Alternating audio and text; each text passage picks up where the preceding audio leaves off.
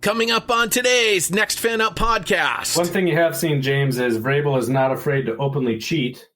So, that might help a little bit on the defensive side of the ball. I don't know where he learned that from. That might be something he picked up. Yeah, what the hell was that, James? For God's sake, man.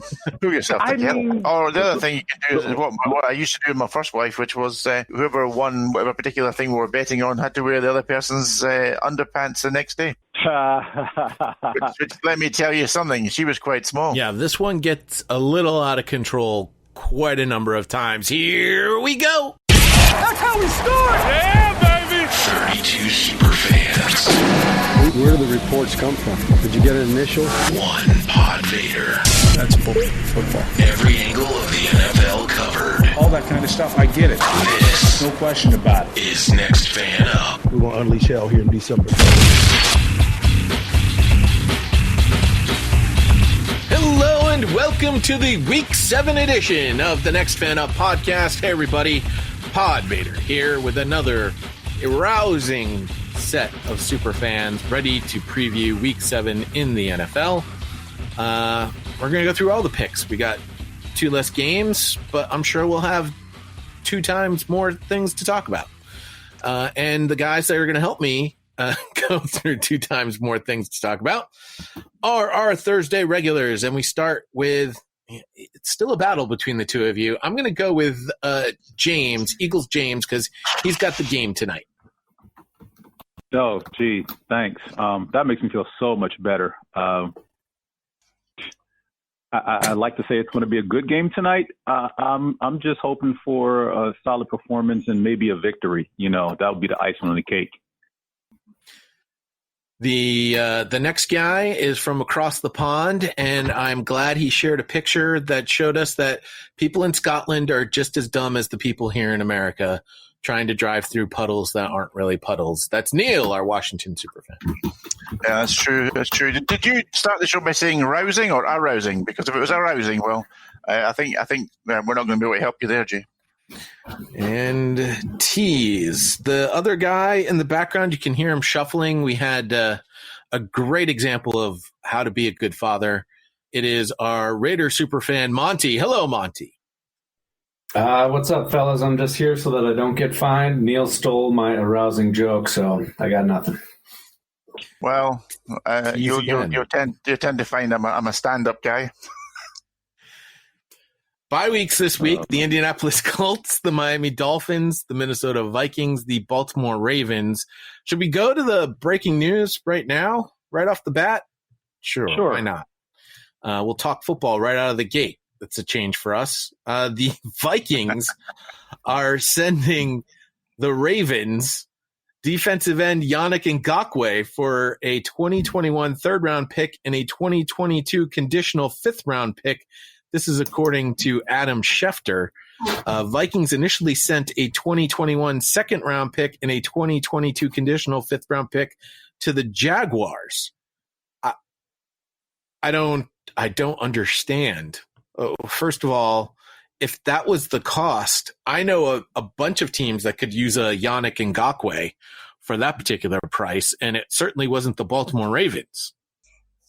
One of you guys is going to have to explain to me in terms of his salary. Was he franchise tagged and then traded? Did he sign a long-term deal, or what's his current status salary wise? Do you know? Do you know? That is a great question. I'll look it up while other people talk about what Yannick Ngakoue brings to the Ravens. I mean, well, first of all, it tells us that Minnesota are they're waving the white flag on their season, aren't they, really, with this one? But sorry, James, you were going to give us some technical insight. No, I wasn't going to give any technical insight. I'm just glad that they made this trade after they beat the Eagles, because I didn't need to see any more of Calais Campbell in the backfield of my offense. Has he done much this year, Ngakoue? Yeah, he made about $10 million for playing 6 games with the Vikings. The Vikings paid him $10 million, is what I'm saying. Wow. Hey, look, the Vikings like giving away money. Look at their quarterback position. I haven't seen him hitting the headlines in terms of sacks and pressures, though, have you? Because he hasn't. No. Nor has anyone in Minnesota. Yeah, it's one of the worst defenses in football. The Jaguars did apply the franchise tag on Ngakoue. He was traded to the Vikings after he agreed to reduce the one-year contract from $17.7 million to $12 million. In his defense, though, he has had five sacks in 6 games? What, this year or last year? This year. Oh, interesting. Well, I mean, listen, like I said, I know a lot of teams that could use a Yannick Ngakoue, and the Ravens weren't necessarily at the top of the list. The Ravens defense was doing just fine. Now they're doing just finer. Ravens are making some moves. I think we'd be remiss if we didn't shout out Kevin, our Cowboy superfan, because they just signed Dez Bryant to the practice squad, and Dez has pretty boy swag, if I'm not mistaken. That was going to be the next on Twitter. That was the next note that I was going to bring up. I mean, the Ravens passing offense hasn't been what they thought it was going to be. I don't know if necessarily Dez Bryant, a player who's been out of the league for 3 years now. 2. I don't necessarily know if he's the answer to that question, but do they have trouble with wide receivers? I thought Hollywood Brown's had a reasonable start, is he? Or are they? I mean, the Ravens' passing game is not exactly anything to write home about this season. It's not. It's bottom third of the league. They tend to rely more so on the tight ends with David Andrews. The wide receivers are pretty much open because of blown coverage. You know, safeties pretty much tee off and think, oh, this tight end who always catches the ball is going to catch another one. Let me jump his route. Forgetting that there's speedy wide receivers who get behind them. But like Pod said, the passing game hasn't really exploded this year, or at least improved upon last season. It's very pedestrian. Well, two things, James. First of all, they're only averaging 177.8 yards passing per game, which is second last in the league.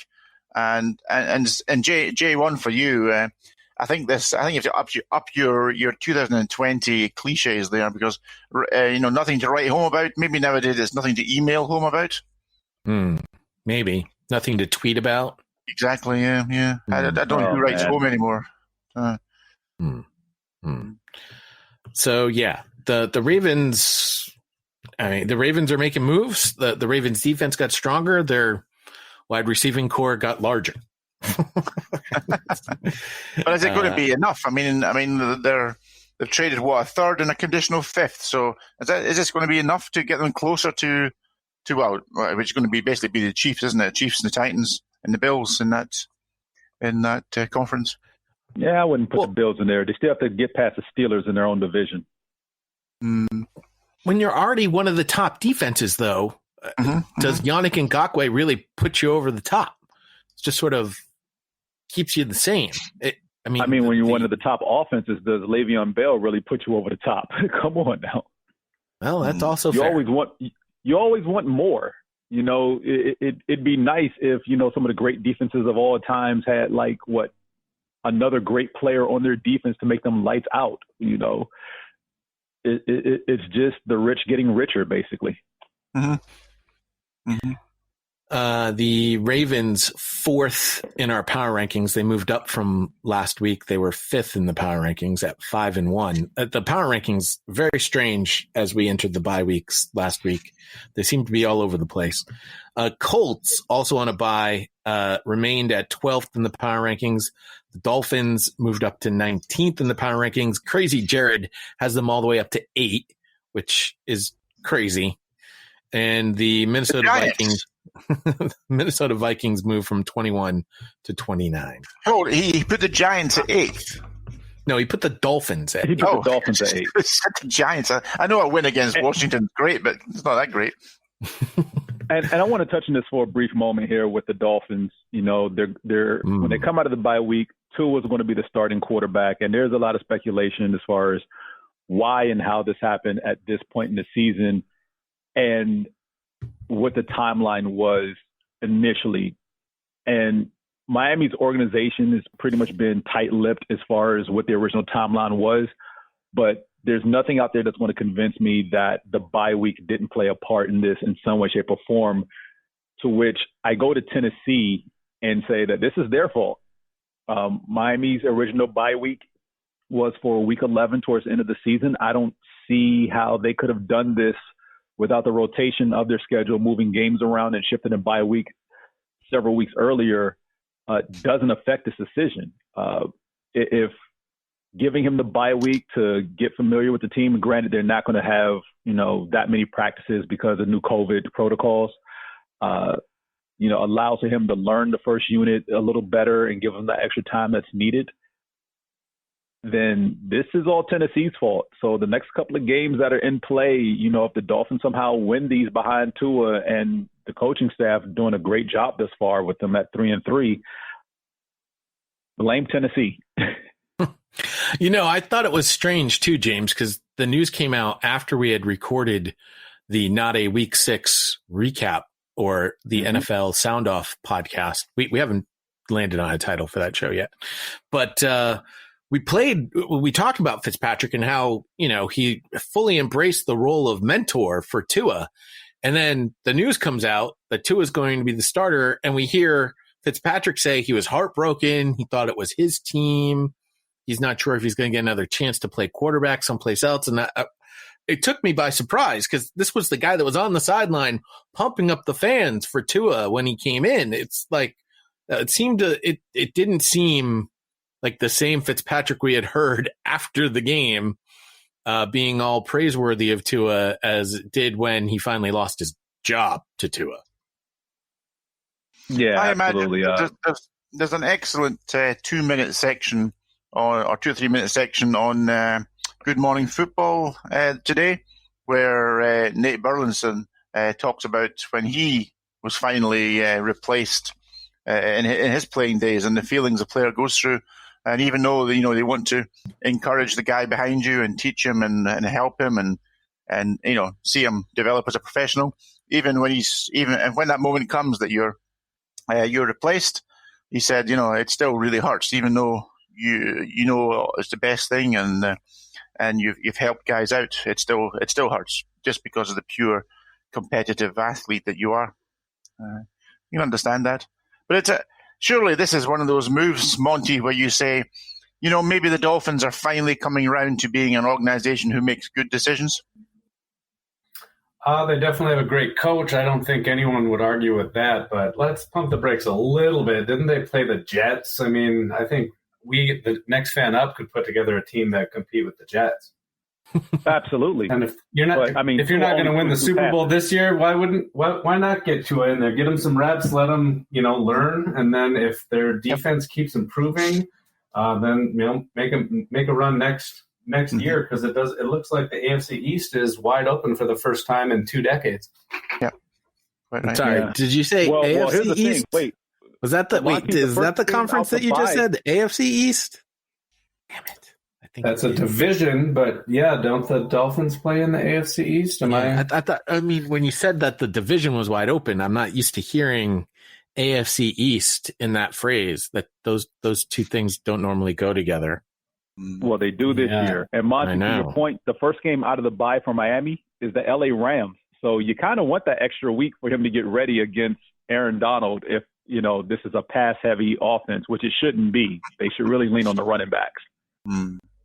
Yeah, wouldn't that suck if Aaron Donald jumped on his back like he did to Alex Smith and his hip doesn't hold up? That would be terrible. Good luck, young man. Such things. I'm sorry. I didn't mean to put that out there in the year 2020. I know those things tend to happen. Oh, my gosh. You're as bad as Peter King and Mike Florio, who I want to blast later. Oh, boy. Yeah. No, he's not. Peter King is the worst voice on radio, TV, whatever it is.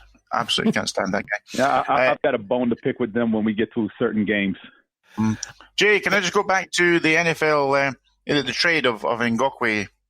Sure. To the Ravens. You guys are all aware, of course, but the trade deadline is 4:00 Eastern time on Tuesday the 3rd, which is 10 days away, roughly. Sure. Any your guys' teams? Do you see, obviously New England rebuilding, maybe trade away some guys? Philadelphia too, Washington as well. The Raiders, of course, looking to do the opposite perhaps and add 1 or 2 guys to ensure they get a playoffs place. Any rumors in your guys' teams? Well, there's been a lot of rumors with the Patriots getting a wide receiver who may or may not be on the market. And I've been listening to one of my favorite Patriots podcasts, and they've been talking about the Patriots shouldn't be thinking about acquiring someone as much as they should be selling pieces off at this particular point in time.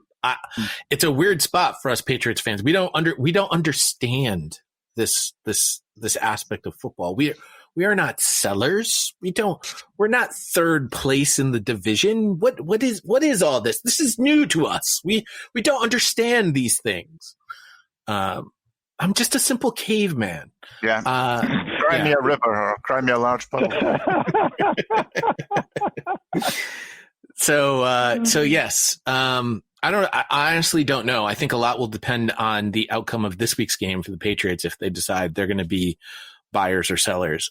I said if they were, honestly, I'll be a little mad if they're sellers, because I said all along during the preseason that they should rip the Band-Aid off and start fresh during the off season, and they didn't. And so, Jay, just to be clear, though, I mean, I understand what you're saying, and I think I would probably go and err on the side of you being sellers, but who have you got there that would be a potential interest? Some of your secondary guys? Stephon Gilmore would be number one. Joe Thuney, franchise All-Pro lineman, would be number two. And Kill Harry, yeah, sure. I'm sure he'll garner quite a bit on the trade market. Man, those 7th round picks are useful. And by the way, I want to get into more on the rookies a little bit, but let's finish with these thoughts on perhaps buyers, sellers, trade bait. James, how about you and the Eagles? Selling, no, because I don't think we have anything worth giving away that we're willing to part with. As far as acquiring, I think that would depend on who gets healthy after this next 4-week stretch in which we play the Giants twice and the Cowboys once. All 3 games are winnable. So if we come out somehow 3-0 out of this, 1, we'll probably be leading the division, and 2, everyone should be back healthy at that point. But you gotta buy. You only have a week, so. Yeah, you're not going to have 3 weeks to determine if you're going to be a buyer or a seller. No, and it's just a weird situation. I think the team is just pretty much going to stand pat and wait for everyone to come back healthy. I mean, Lane Johnson's supposedly healthy enough to play tonight, though I'm not banking on that. I refuse to mention any wide receiver outside of Travis Fulgham and Greg Ward because they're not relevant right now. The defense, thank goodness, is relatively healthy minus Malik Jackson tonight. So I'm not really seeing I mean, maybe if the Jets wanted to keep chucking up, quality players that they don't, quote, believe in anymore, there's a nice little safety they have there we could plug in our secondary who can help. Yeah, but outside of that, no, nothing. Well, James, let's face it, James, once you get Deshaun Jackson and Alshon Jeffrey back in the field, you'll be fine. I don't know who those people are. How about the Raiders? Those 2 names are. How about the Raiders, Monty? I mean, the stuff the Raiders need, they don't fall off a tree, so I don't think they're going to get elite pass rusher unless the Ravens want to flip Ngakoue our way. I mean, we could take that. I mean, Mayock, as I was signing these, washed up first-round draft picks. I heard John Ross from the Bengals wanted to get a trade. I mean, I could see some real minor stuff, but I mean, I don't anticipate any major moves for the Raiders. And Washington, Neil? Yeah, well, I was definitely a selling club for sure. And I first thought about it because I was thinking of Monty there looking for a pass rusher. And I have a feeling that Washington may let Ryan Kerrigan go. He's averaged about 20 snaps in the first 5 games, but then last week he was down to 7 snaps. He's perfectly healthy, and I think they might say to him, thanks for all those great years you've given us, and go and play for a playoff team. And I just wonder if he'll go, and if he goes, then Monty, there's a guy who can still produce for you. Hey, that's good. I do like the fact that you consider the Raiders a playoff team. I mean, I think there's still a lot left to happen here, but yeah, it would be the Raiders are always looking to upgrade every position, and they've got a lot of room there to grow. So pass rush is definitely something we could take on. This conversation leads me to my totally useless stats. And this week, it's all about the rookies. Through the first 6 weeks of the 2020 NFL season, rookies are making immediate impacts around the league. We've got Clyde Edwards-Helaire, who leads the NFL in scrimmage yards with 682 and ranks second in rushing with 505. Pittsburgh wide receiver Chase Claypool is tied for fifth in the NFL with 6 touchdowns. Too soon. 4 receiving, 2 rushing. Minnesota wide receiver Justin Jefferson, James, what's the knife? ranks fifth in the league with 537 receiving yards. So, yeah, there's some rookies making some impacts, including Jefferson. There's 4 rookie wide receivers who have at least 300 receiving yards this season. They include CeeDee Lamb with 497, T. Higgins at Cincinnati with 339, and the aforementioned Chase Claypool. What about Jalen Reagor? He must be on that list somewhere. He is not amongst the top. No. Oh. Anyway, next fan up. The group hates me. This is tied with the 2013 and 1986 seasons for the most through week 6 since 1970, the most rookies up there with all these yards. In addition to the running backs and wide receivers taking the league by storm, you have rookie quarterbacks finding some early success, which we could have tied in with the conversation about Tua. And we sort of alluded to it, I think, last week. When we were talking about the Miami Dolphins. Cincinnati quarterback Joe Burrow ranks second in the NFL in completions with 160, 8th in passing yards with 1,617, and Chargers quarterback Justin Herbert is 9th among qualified passers with a 107.1 passer rating through his first 4 career starts. If Burrow reaches the 300 passing yard mark at Cleveland this weekend, he'll become the 4th rookie quarterback with at least 5 300-yard passing games in NFL history, joining Andrew Luck, Daniel Jones, and Kyler Murray. Herbert needs at least 3 touchdown passes on Sunday against Jacksonville to join Deshaun Watson, who had 4 consecutive games in 2017 as the only rookie quarterbacks in NFL history with at least 3 touchdown passes in 3 consecutive games. Herbert threw 3 touchdown passes in week 4 and 4 touchdown passes in week 5.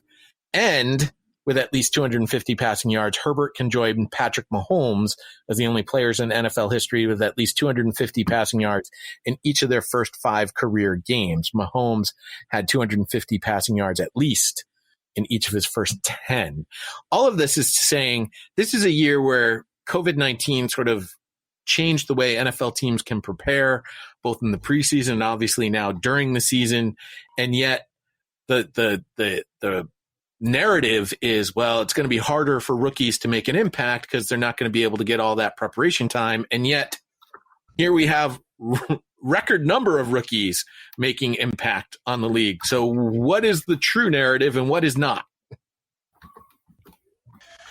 I think when you mentioned the wide receivers, I think there's clearly the narrative there clearly is that if you're a young, talented wide receiver coming out, you're going to get targets. You're going to get on the field because the teams just can't get enough wide receivers these days, can they? I mean, years ago you played 2, maybe 3.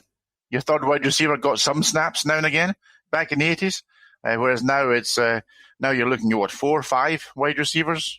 You know, sometimes you're seeing plays there where there's 4 wide receivers lined up. It's a different game, so they're going to get a chance. But I think also, Jay, there's got to be salary related stuff here, no?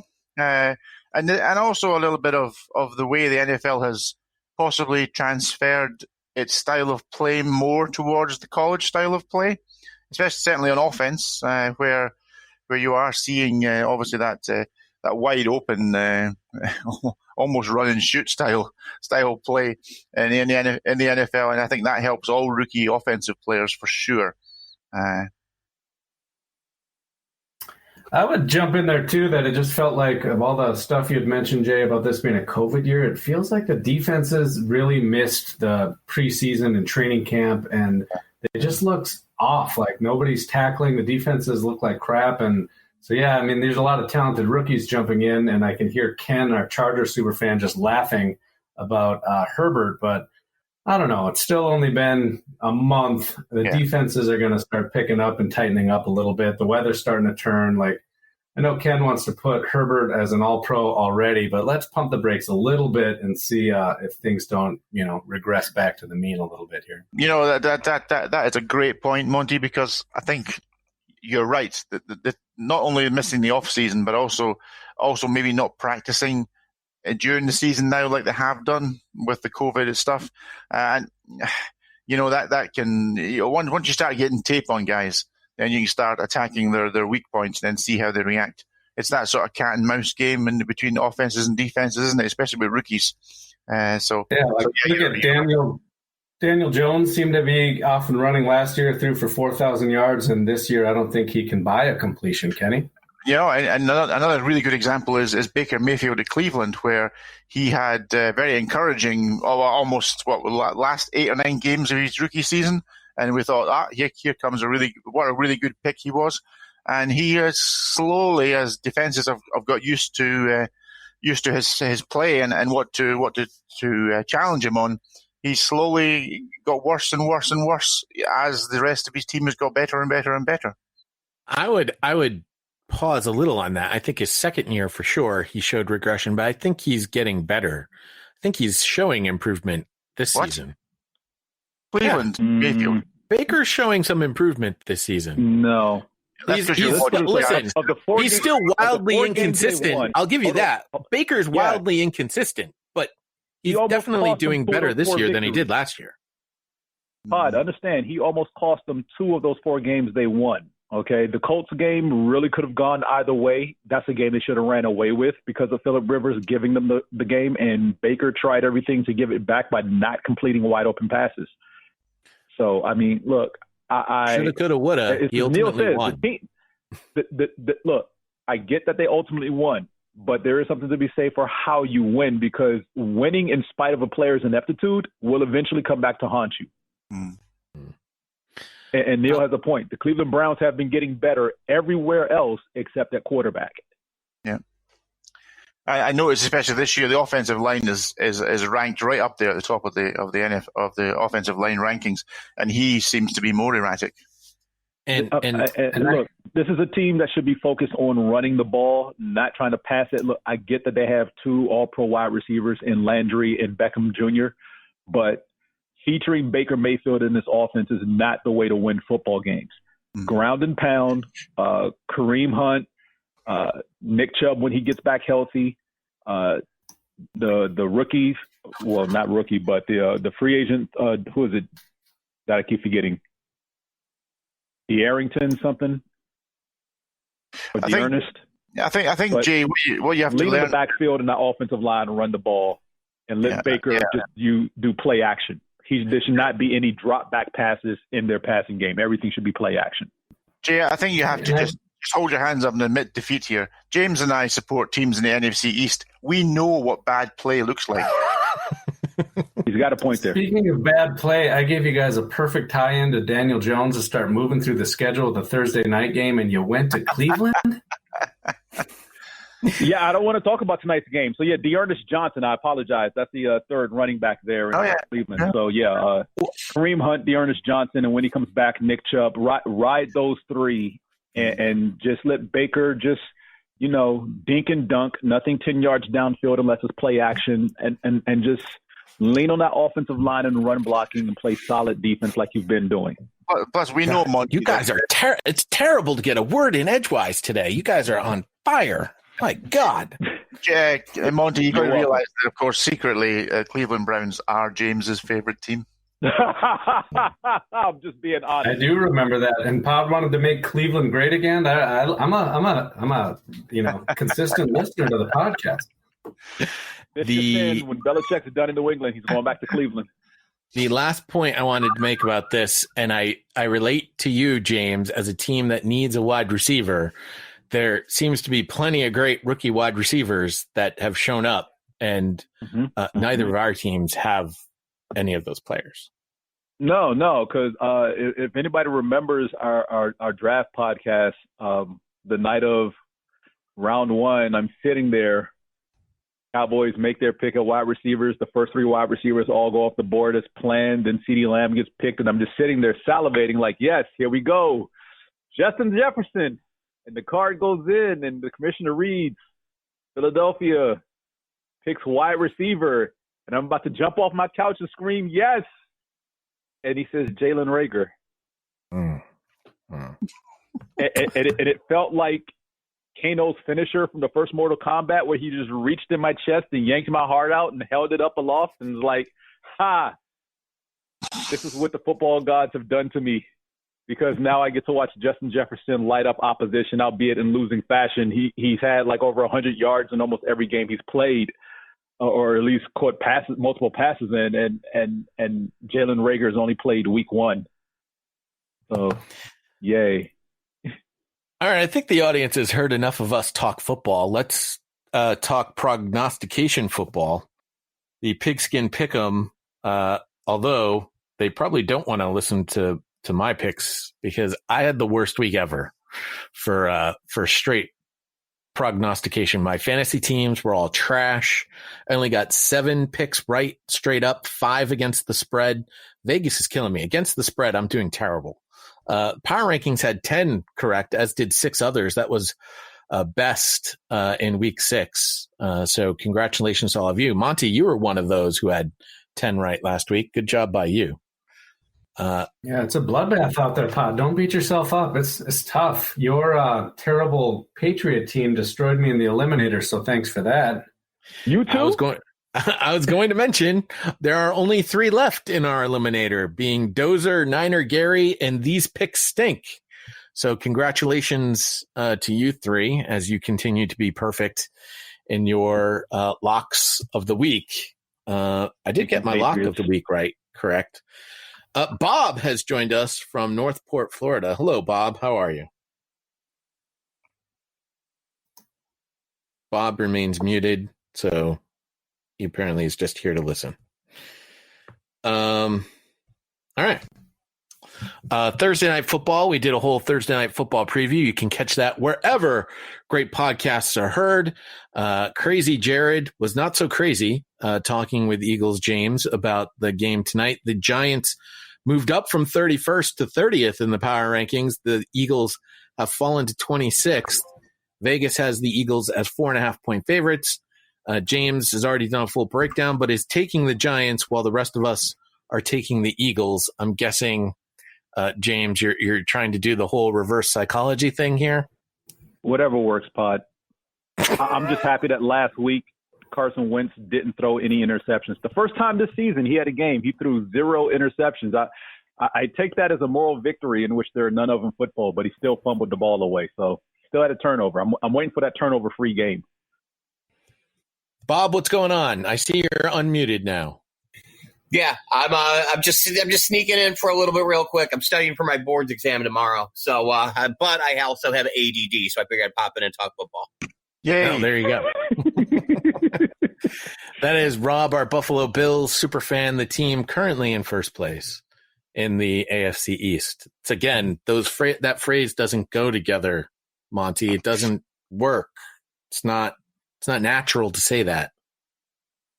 You know, Pod, I think with a little bit of 12-ounce curls, that's when you crack a couple beers while you go through this stuff. You're going to get used to it. I know it took me about 20 years and a lot of anger issues, but you'll get there, buddy. Okay.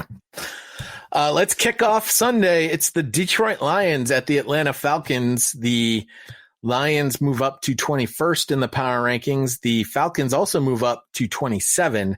They are favored by 2.5, but the power rankings will take the Lions in this game. Matthew Stafford averages 303.8 yards per game in 4 career starts versus Atlanta. Matt Ryan, on the other hand, aims for his 4th in a row versus Detroit with 2+ touchdown passes. So the questions that I pose is, can Matthew Stafford keep up with the Falcons offense, and is Julio Jones playing? Let's just stop right there. Is Julio Jones playing, James? Julio Jones is not even listed on the injury report. then Look, we I know- will take the Falcons. It's pretty obvious to me that Matt Ryan needs his whoopee in Julio Jones. I don't think Matthew Stafford will be able to keep up with Matt Ryan and the Falcons. It appears Calvin Ridley is on the injury report, though. you are all in agreement. But Calvin Ridley's been on the injury report for like 3 weeks now. Yeah. Anybody want anything to add to that? How about you, Rob? I have no idea who you're going with in this one. I mean, who do you pick? I mean, the winning team is the team that loses because they'll have a better shot at getting a higher pick, and it's a pretty good draft this year.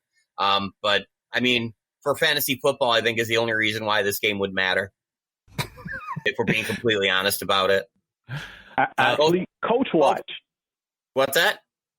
Coach Watch.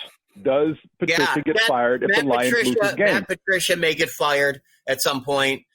So this would help the cause. I'm sure Detroit Lions fans are maybe rooting to lose, just based on that. I know they're not happy with him as the coach. By the way, side note, I don't know why they got rid of Caldwell and added this chump. Caldwell was a much better coach, but I digress. Yeah, I don't think anyone cares unless you have Julio Jones or Calvin Ridley or Galladay on your fantasy football team. MJ and Josh both have write-ups on this particular game. As I try and find the best parts of what they wrote, James, what's the injury report?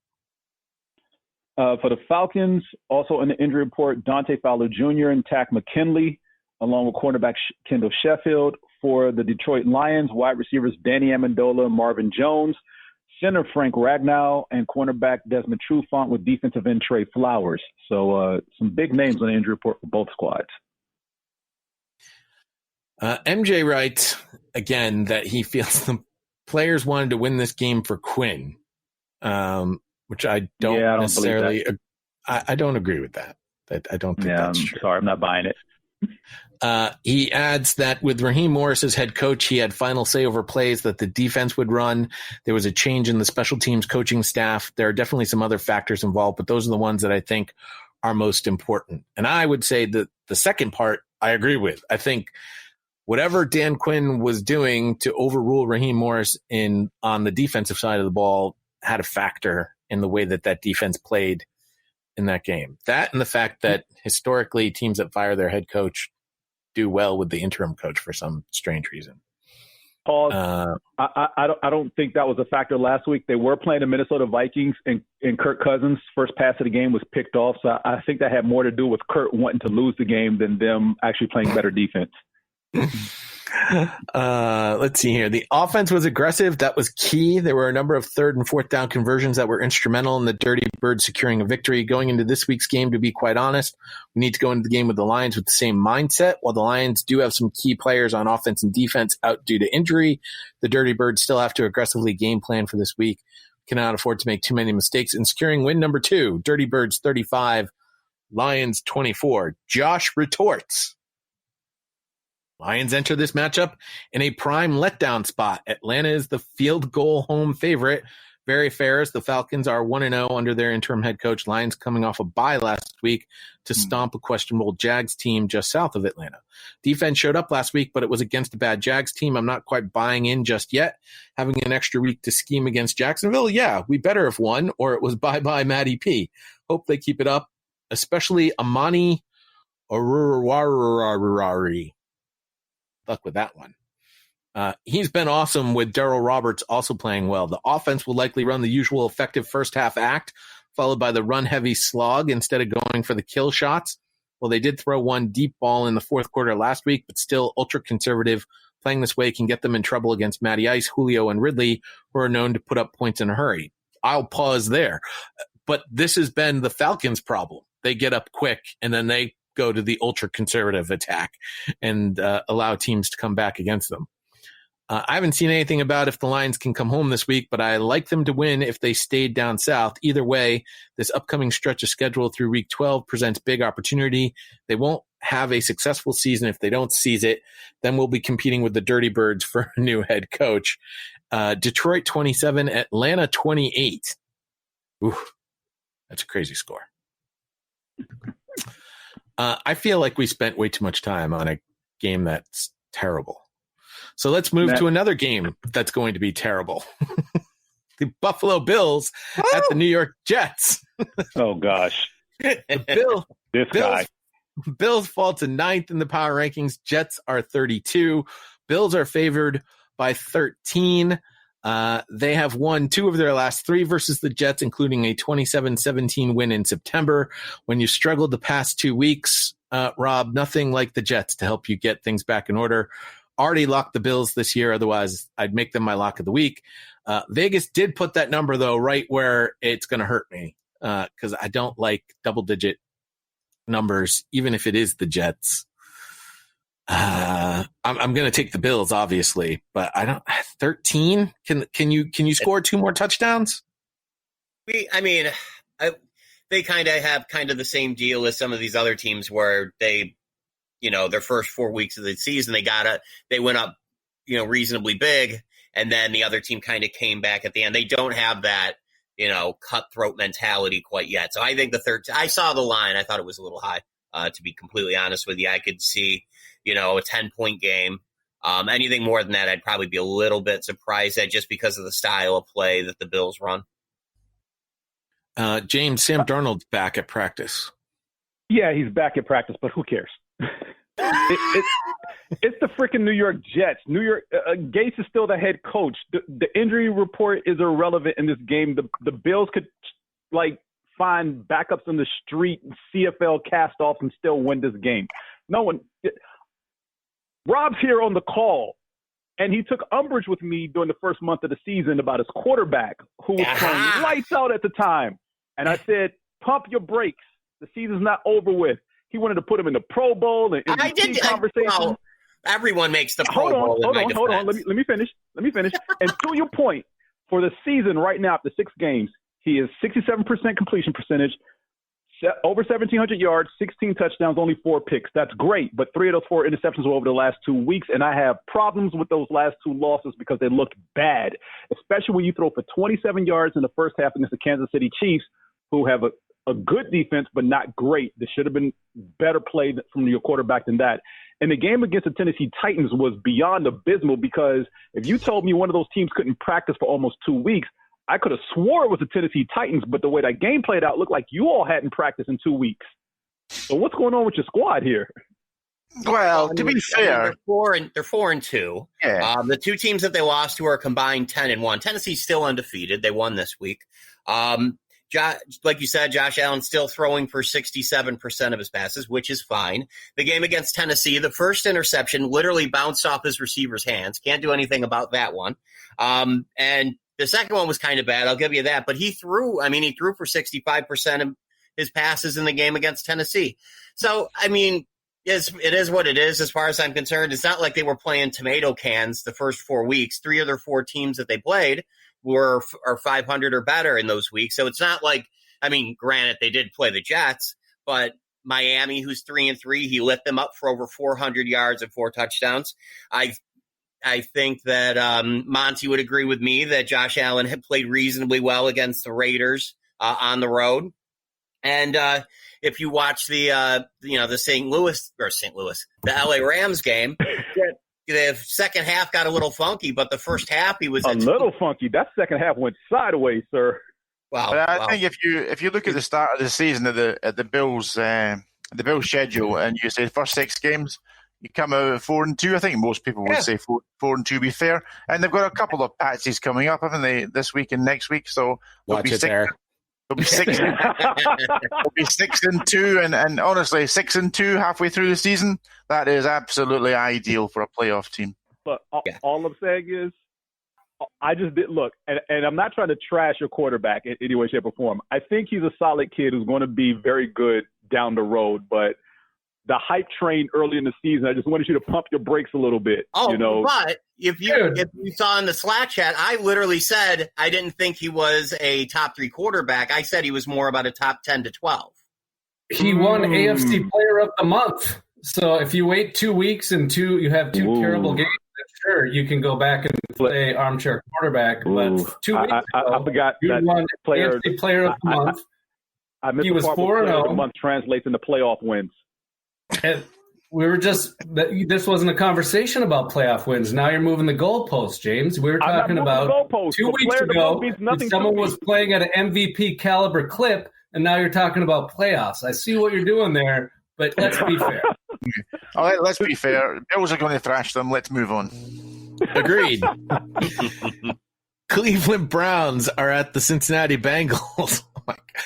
Is this the way this whole schedule is going to work out this week? All right. Browns are 14th in the power rankings. They fell from 10th. The Bengals moved up from 26th to 23rd. Browns favored by 3.5 points in this one. They have also won 4 of the past 5 versus the Bengals, including a 35-30 victory in September. I expect a very similar game. I'd probably even say the exact same score. I am going to take the Browns, as will all of us except for Neil. Neil is going to take the rookie Joe Burrow at home. Well, Neil is taking Cincinnati because I think this was a massive result for the Browns last week against Pittsburgh. They've now played they got absolutely annihilated by the Ravens. Then they won 4 games they probably should have won, and then they got annihilated by the Steelers. And losing so easily to these 2 teams in their division, I don't see the strength of character and the backbone in that squad right now to turn that around. And I think they might just go on a little bit of a slide over the next few weeks until they have some sort of crisis, sack somebody, trade Beckham or whatever they're going to do, and then they might get a run later in the season. I think this is a game that Cincinnati can say, we can go in here and win this game, because I think that was a monster blow for the Browns last week. That was just when we spoke about it last week, didn't we? I think I chose the Browns to win. I thought this was the time they stood up and made a statement and said we're in this division. But actually, at the end of it, what we saw was they're just a few levels away from being in this division. They're third in the division probably at the end of the year, and a distant third. And I think this will be a loss for them here. Neil, to your point, the numbers 76-13. That's the combined score of their losses to both the Ravens and the Steelers. And these are 2 teams they have to beat if they want to be taken seriously. And I get it. They're in the division. They have histories of winning titles and Super Bowls and everything. But if Cleveland wants to be taken seriously as a contender on any level in this league, those are the games they have to win. Beating the Bengals means absolutely nothing. Even if these are the 2 teams they don't beat and they end up 12-4, there's still a wild card, and there's 2 teams they can't beat. So who cares what they do in the playoffs? They're too mentally not strong enough to go 12-4 for a start, and they just true. Getting manhandled by those 2 teams. It's a huge blow. I'm sorry, I just got distracted by the recipe Doc sent me for this week. That'll be coming at the end of the podcast. So. I mean, just to go back to that game, though. I mean, when you end up getting thrashed by the Steelers and your pants are as brown as your name, then there's not a good look ahead. Don't. What's the injury report? Injury I feel like speaking about in this game is Baker Mayfield, who is practicing. He still has severe pain in the ribs and chest area. They're going to try to vary his snap count so he doesn't get hit as much this week against Cincinnati. So Mayfield. Yeah. Vary snap count. What the hell does that mean? Hey, look. I guess they want to keep the defense off balance. I don't think it really matters. If a lineman gets through and is able to get the hit within 2 steps, they're going to take it. Oh, this is by the way, Monty brings up a very good point too, that we haven't even discussed OBJ's latest run into science. No, don't want to do it. It's mutual. It's a mutual respect. Can't get COVID. COVID doesn't want any part of this. I imagine he was joking around. You got to have a little bit of levity in these, There's a lot going on out there. Maybe he's just making a joke. I hope he's making a joke. It's still a joke in poor taste. It's very generous, Monty. I think he was probably pretty serious. It's not like he's on Twitter saying he's the Lizard King. Yeah. Who was that player who was kind of like, was he all about aliens or flat Earth or something? Some sort of nonsense. I think it's Sammy Watkins. Sammy Watkins, yeah. Those two should be lining up on a field somewhere in the universe together, shouldn't they? There are people who believe Australians are paid actors from NASA and the world is flat, but we can go someplace else for that. Oh, gosh. What's the next game? Please let it be more entertaining. Guys that are paid to play the part of football players. It's the Dallas Cowboys at the Washington football team. Oh, no. I don't know why my spreadsheet says their former name on here. That's terrible. The Cowboys 22nd, the football team has taken over the Giants spot at number 31. Vegas threw their hands in the air and said, pick 'em. They want no part of this particular matchup. Power rankings are going to take the Cowboys, and so am I, simply because the power rankings have them. I got nothing on this one. It's Andy Dalton versus Kyle Allen. Cowboys have a -12 take to giveaway ratio, which is just not good. I really have no business picking them, but then I have no business picking the Washington football team. James is the only one that did. Yeah, because Dallas has no defense still. And even with Andy Dalton in there, and if you say, well, suppose a pass interference penalty does get called on the Arizona Cardinals, and suppose Ezekiel Elliott doesn't fumble, they still get the brakes beat off them by the Arizona Cardinals. And not taking anything away from the Cardinals, they're a good team, but they're still only the third best team in their division. And Dallas couldn't even show up to make the game look competitive. It was over pretty much 5 minutes in. I mean, even though there was no score in the first quarter, you could just tell the Cardinals on the verge of just busting loose scoring-wise. And, yeah, look. Not for nothing, the third best team of their division just beat the best team in yours. That's not saying much. I mean, look, the division we know is a down year, and this is pretty much where I want to jump on Florio and King from earlier, just talking about how abysmal it is and the playoff seedings and schedules need to be realigned. This is crap that I've heard for a number of years, and I don't want to go into the long history of sub-500 teams winning their divisions. I'm looking at you, old AFC Central. But just two glaring examples that stand out here. The 2010 Seahawks, finished with a 7-9 record, won their division, beat the Saints in the wild card round, made it to the divisional round. The 2014 Panthers won their division with a 7-8-1 record, won a wild card game against the Arizona Cardinals and made it to the divisional round. Stop slamming the seedings and how the schedules are laid out and how bad. Look, we know the NFC East is bad. It most likely will have a sub-500 champion for the first time in my lifetime anyway.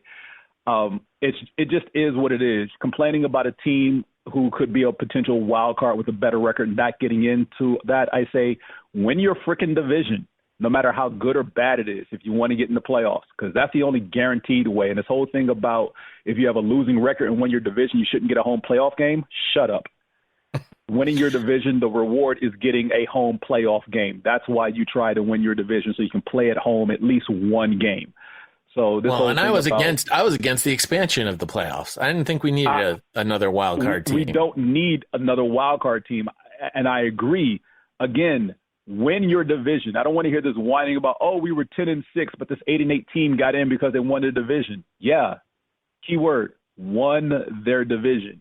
If you were maybe 11-5 or 12-4 instead of 10-6, you probably would have won your division too, unless you've been in the AFC East for the last 20 years.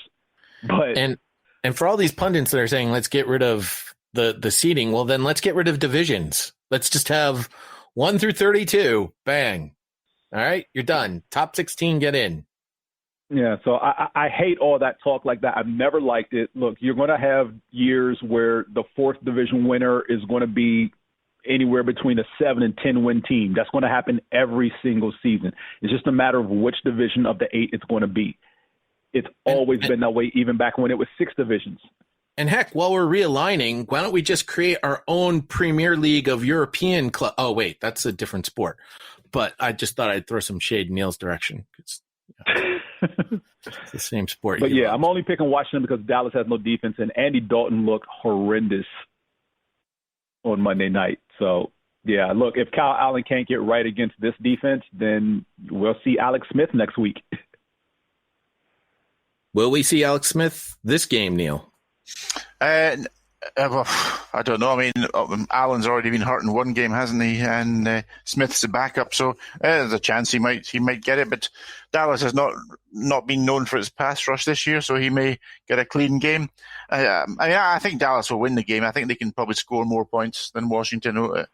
I just don't see Washington putting up the points. I think we've got three or four fit wide receivers, and the only one we know is McLaurin. The rest of them are backup guys. So it's tough. Neil, yeah. Neil, Dallas is giving up 40 points a game. How are they going to score more points than Washington?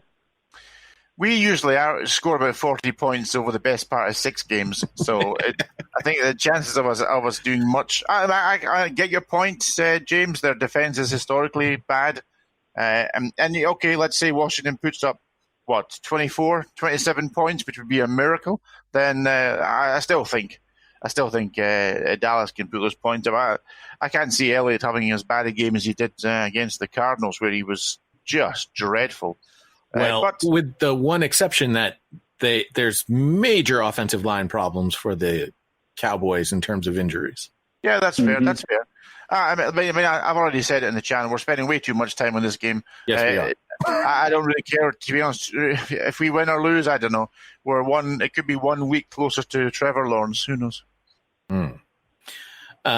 Quick injuries, James. Ronald Darby, here's a big one. Did not practice Wednesday because of illness. It doesn't say whether that's COVID-related or not, so that's something to look out for. Chase Young, Kevin Pierre-Louis, Antonio Gandy Golden, Isaiah Wright, Logan Thomas, James Smith-Williams, Shadiq Charles, all on the injury report for Washington. And for Dallas, the big ones, Brandon Knight, the tackle, he is out for this week, and Zach Martin is still in concussion protocol. By the way, there's 2 things that I've seen happen with this COVID illness thing. One, there's a bunch of teams that are listing people with illness that's not COVID related.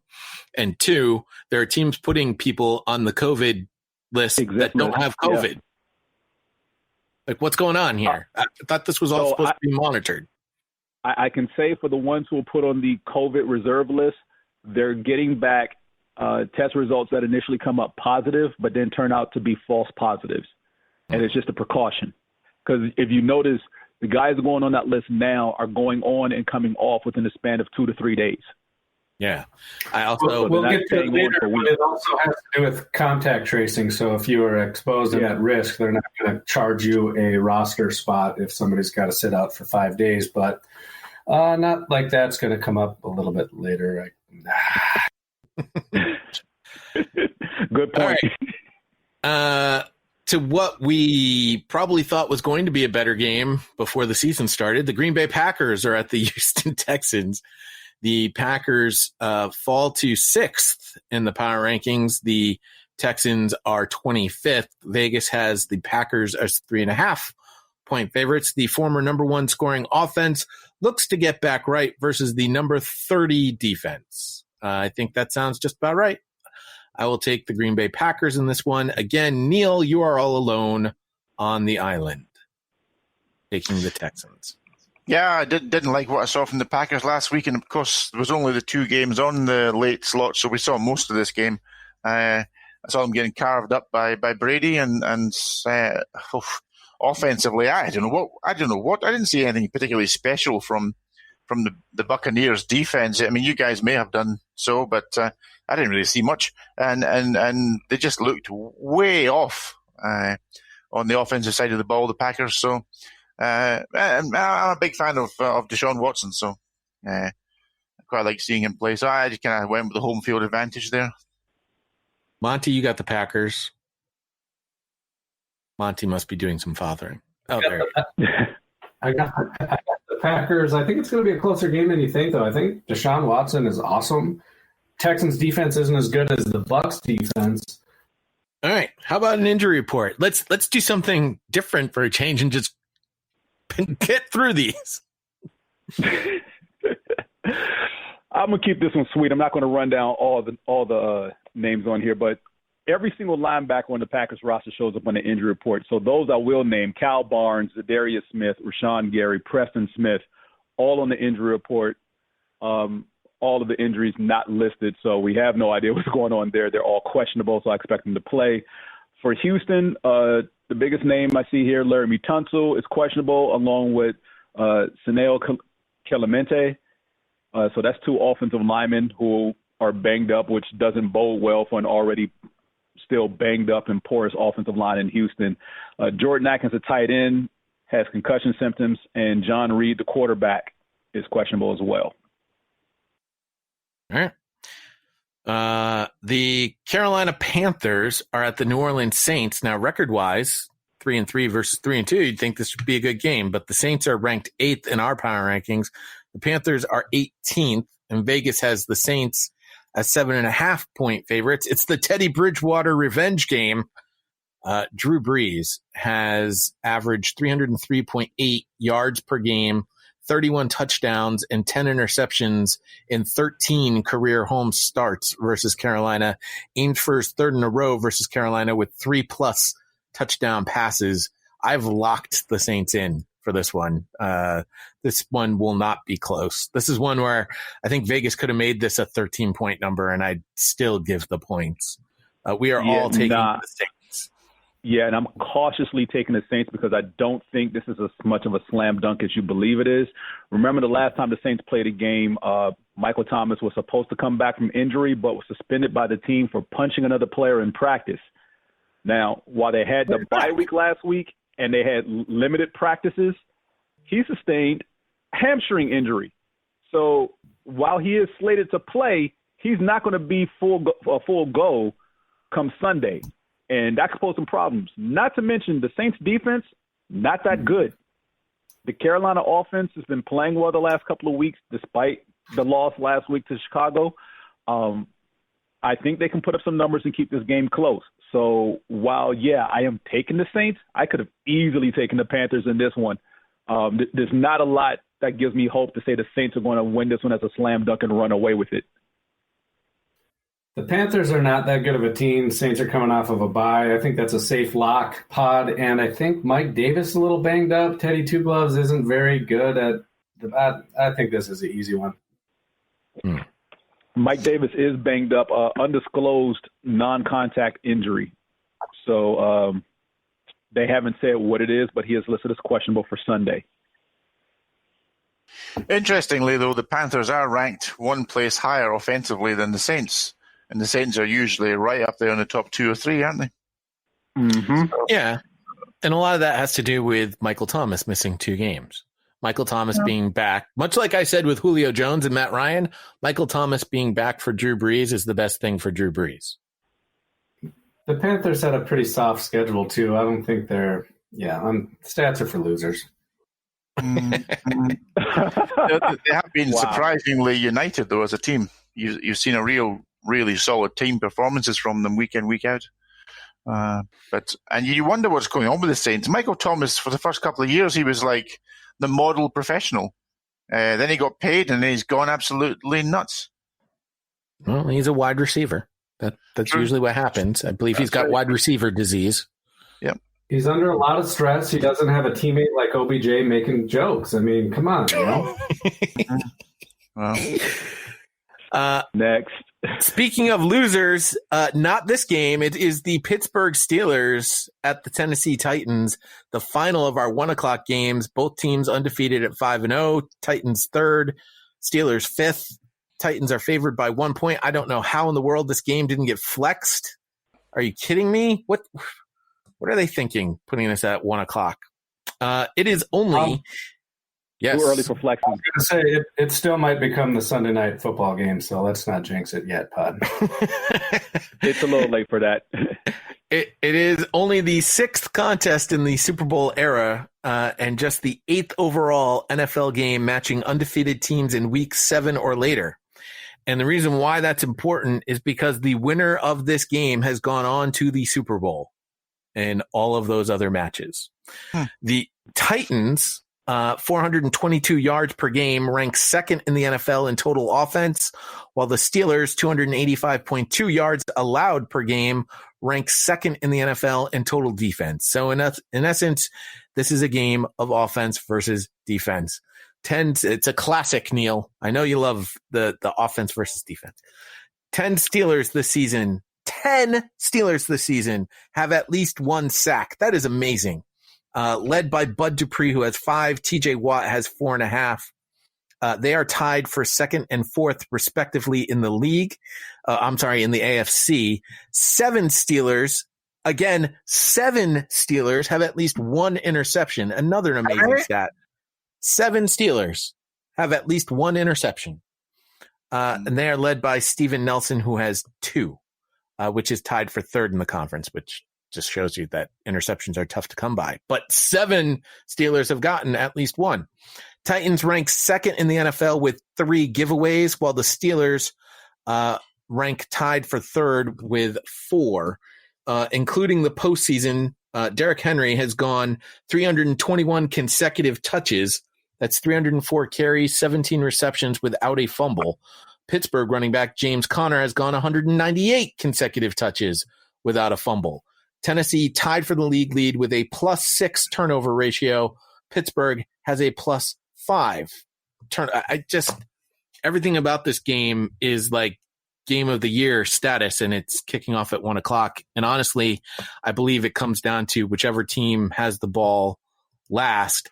I am taking the Titans simply because they are at home. That's what it says, but I can easily see the Steelers coming out with a victory, but I don't think it's easy that they get a victory. I think it'll be a very close game. I will take the Titans. James, you are alone on the island taking the Steelers, which I can't argue with you. It's not a bad pick. No, it's not. And my big concern about all those stats that you mentioned as far as the Steelers, as far as how many players that have sacks and interceptions, one player who I believe has at least one of each, Devin Bush, is out for the year. So that's going to be a blow to their defense, as he was the captain of that defense and the signal caller. So how Mike Tomlin scrambles and fills that void for the other 10 guys to rally around the new guy who comes in and starts calling the defenses will be very interesting on Sunday, because this is a big test, and not just for that one guy, but I feel it's a bigger test for the Tennessee Titans to prove that last year wasn't a fluke. Look, I was very critical of Tannehill last year. I haven't said much about him this year, mainly because he's been playing pretty damn good. I'd easily call him a top 10, if not top 5 quarterback for this season right now at this point of the year. And he's been doing all of the right things. They've been leaning on Derrick Henry. He's been making all the solid throws. They've even had games where, he had to drive them down the field to win a game. But defensively, they worry me a little bit, because the defense is playing up and down to their level of competition. I haven't seen them really manhandle anybody outside of Buffalo. Sorry, Rob. But like the Houston game, and I get it's a divisional matchup, that's a game that I don't think really should have been that close. It should have been a 2-score win, as far as I'm concerned. But this is a test more so for Tennessee than I think for Pittsburgh, because Pittsburgh has been here and done that, and this is all new for Tennessee. One thing you have seen, James, is Vrabel is not afraid to openly cheat.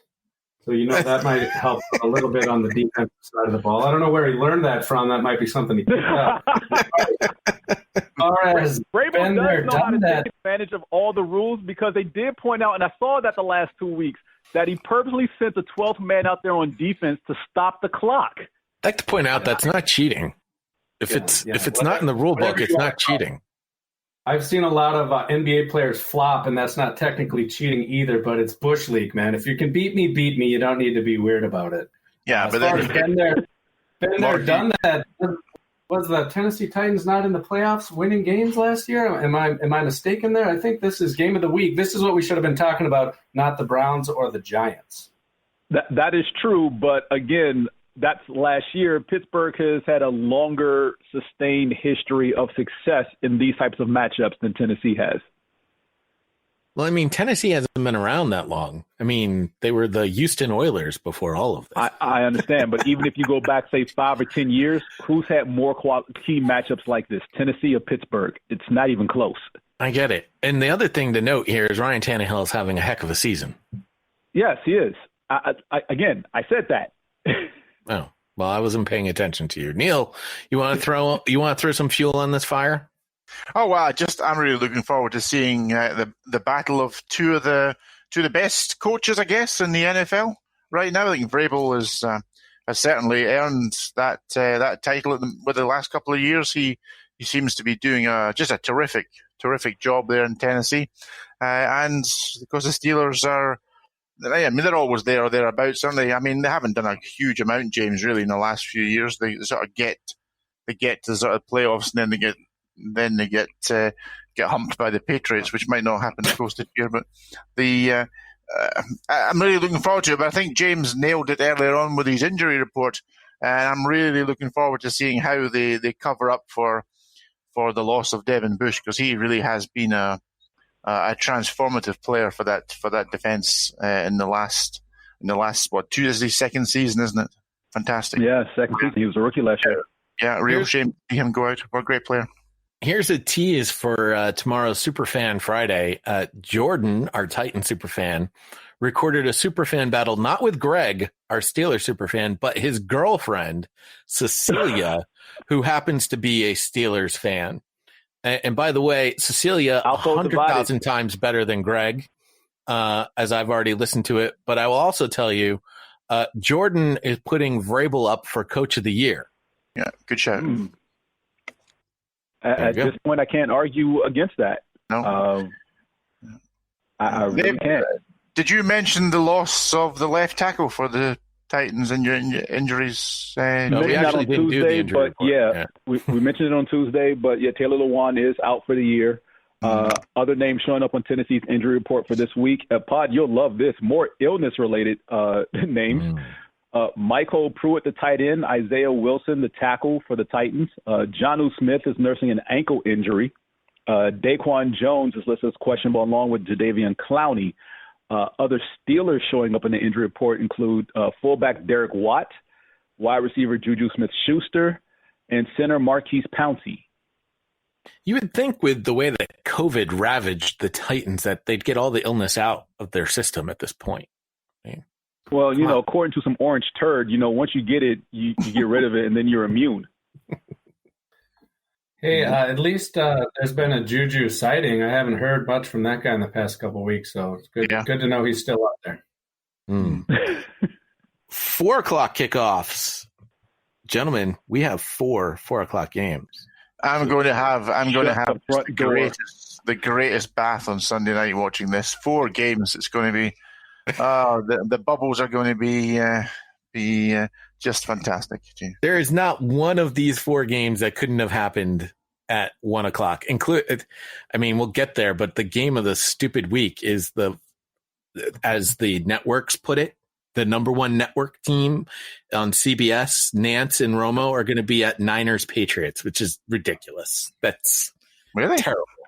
I don't know how CBS has Steelers Titans, how they don't move that game to 4 o'clock. There are fans allowed in Tennessee, but still, it's an easy switch. And aren't they trying to keep people's traveling and stuff down? Maybe they want to keep Romo and Nance in a bubble a little bit there too. I think there's all sorts of weird stuff happening with schedules and games of the week. And they didn't have to give them these 2 bottom feeders, did they?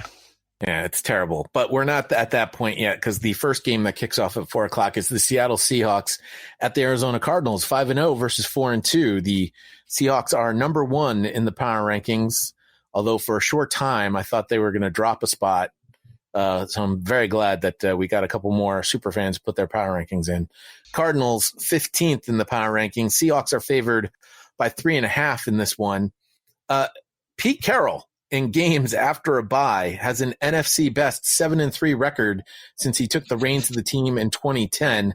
Only Baltimore's John Harbaugh, who's 8-2, and Pittsburgh's Mike Tomlin, 8-3, have better records after the bye in that span. So next week, lock in the Ravens, ladies and gentlemen.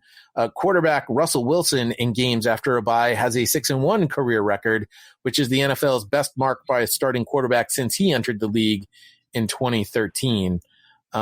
I was hoping to get a superfan battle between Justin and Dr. Jones, but they couldn't coordinate their schedules to make that happen. We're all taking the Seahawks, but I do think this will be a good, close game between these two teams, Neil. Well, it certainly has been in the last couple of years, hasn't it? That division has really had some really tough matchups. So yeah, I hope so, Jay, because it's got all the potential to be a cracking matchup with two of the more exciting quarterbacks in the NFL right now. We certainly saw Kyler Murray do his running thing. He struggled. He has struggled passing the ball, of course, this season, but he certainly is a spark when it comes to running the ball. So. Really interesting one. I've went for the Seahawks as you have already mentioned, but I think it will be close division matchup, and well, let's see if the Cardinals can generate any pass rush without Chandler Jones. How about you, Monty? They didn't need it Monday night. No, wow. Yeah, I guess, I don't know. I'm kind of up and down with the Cardinals. I think, Kyler Murray is very fast. He is a spark plug. He's definitely gotten that engine to run a little bit, but I've seen him throw so many terrible ground balls. Like don't you think in order to play with Russell Wilson, you're going to need to play the position a little bit better, or is it just doesn't matter? He's got the cheat code and watch him fly. Well, the Seahawks defense is terrible. I think Monty, the Cardinals' game plan will be to try and just run the ball as much as possible and wind that clock down. Yeah, I'm not a believer in their running game either. I don't think Kenyon Drake is that good. He had that one big run against Monday Night Football or whatever. I don't know. I don't think the Cardinals are as good as they are on the power rankings, but until they start losing, I guess I got nothing I can say. I want to see Kyler Murray pass the ball more accurately and not just do one read, tuck the ball, and sprint down the field for 15 yards, because that doesn't last forever. No, you're right. That's the quick way out of the weak quarterback. That line. In his defense, this is only his second season. That offense is still rounding into what it's supposed to be, which we still don't know what it is yet.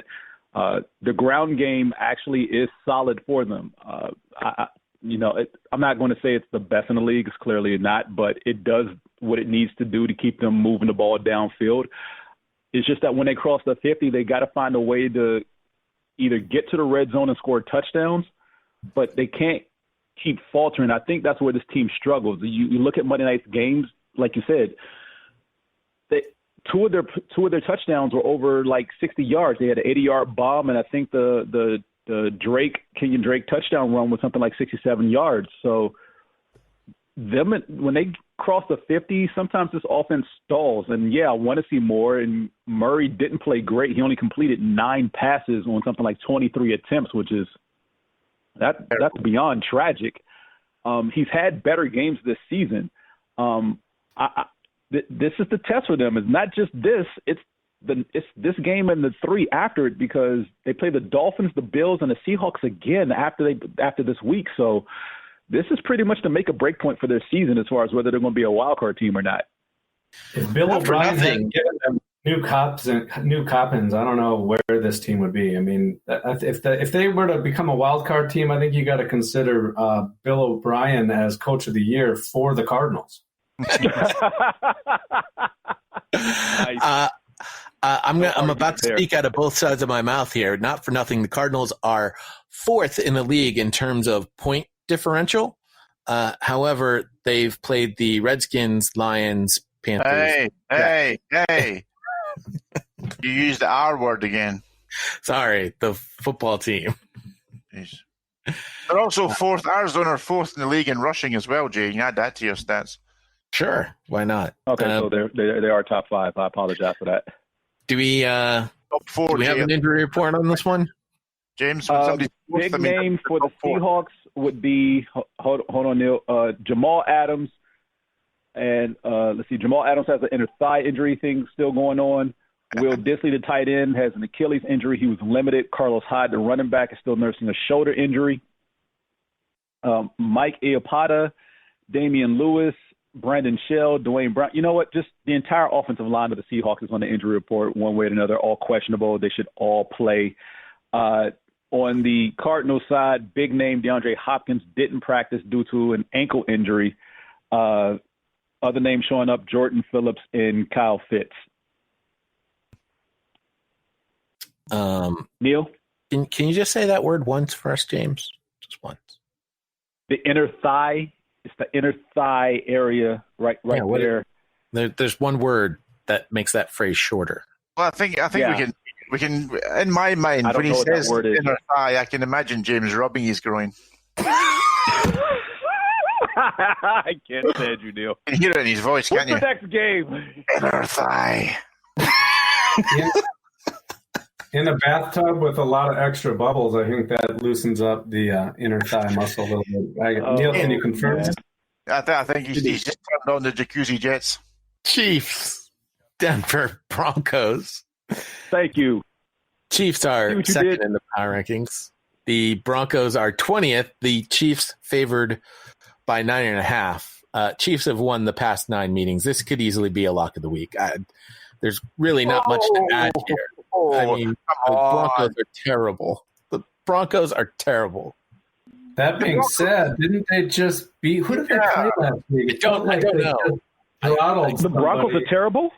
I'm having a bit of amnesia about a team that beat last week. Were they on the East Coast? I don't remember.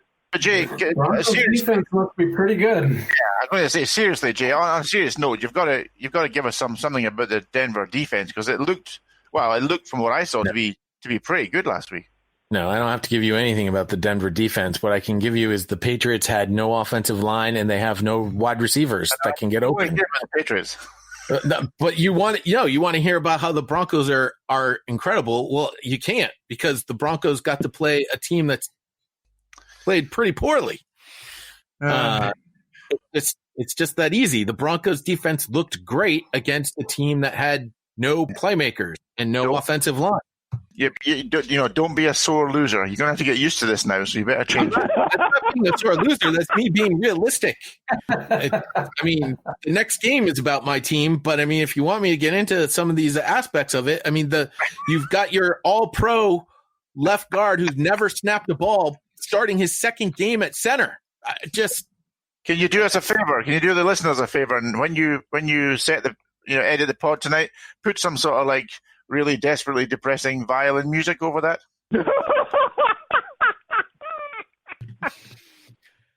Or just the on to Cincinnati clip. On to Cincinnati. But I mean, the Chiefs are coming off. Wait, no, the Chiefs aren't coming off a bye. They might as well be coming off a bye. I mean, quite honestly, like I just said, the Chiefs have won 9 straight against the Broncos. There's nothing about the Broncos team that says they can beat the Kansas City Chiefs. Well, the last time we saw the Chiefs play a division game, we said the same thing about that opponent, and look what happened. Yeah. Exactly. That was the Raiders. The Raiders, not to pump Monty up, have a quarterback who leads the league in completion percentage right now. Stats are for losers. Kansas City is not going to lose to the Broncos. Are you kidding me? Kansas City is going to light these guys up. I think we go on to Cincinnati with this one. Is Drew Lock playing? Yeah. Oh, gosh. Yeah, he's not on the injury report. Broncos who do show up on the injury report are Noah Fant, nursing an ankle injury, Dalton Risner, shoulder injury, and Bradley Chubb. Undisclosed injury, but he is on the injury report. Melvin Gordon facing a potential 3-game suspension for being a knucklehead. Yeah, he's going to get that suspension. Chiefs on the injury report include Sammy Watkins, hamstring, Alex Okafor, hamstring, and Taco Charlton, undisclosed, along with Mitchell Schwartz. There you go.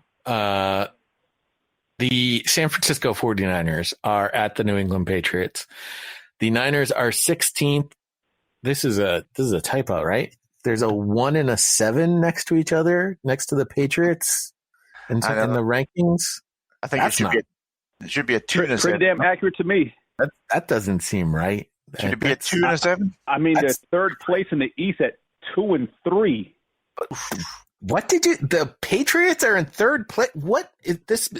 This is 2020. Okay, I understand now. It makes sense.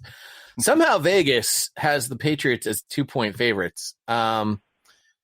Patriots have won 4 of their last 5 versus the 49ers, and the last time they lost was in 2012 in a rainy, cold game, which I was in attendance, and a certain Colin Kaepernick was the starter for the San Francisco 49ers. Sounds about right. I asked my son who was going to win this game. He said the Patriots. I asked why. He said because, which made me as a father feel extremely proud. But he did point out the Patriots are getting a load of starters back from IR and the stupid COVID list, whatever the COVID list is. You guys tried to explain it. I still think there's some funky things happening there. Surprise, surprise. But they are getting a lot of their O-line and D-linemen back. Honestly, I don't know if there's a wide receiver that can get open, even against a banged-up 49er secondary. And the 49er secondary is not playing that bad. Jason Verrett is a former All-Pro who's starting to show it this season.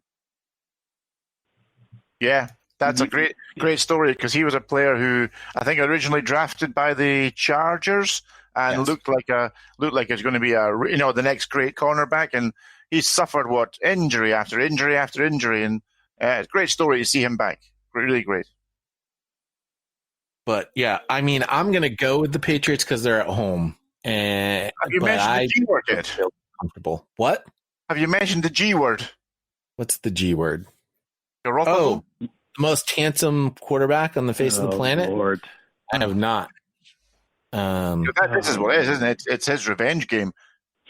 Yeah, it kind of is. But here's one of the other prevailing theories, though, is Bill Belichick has 2 options because Garoppolo's his guy. He can either call off the dogs and let his guy look really, really good, or he can go and try and pound it on so he looks really bad and everybody continues this narrative that Jimmy G is not a good quarterback, which is false, and then he can steal him.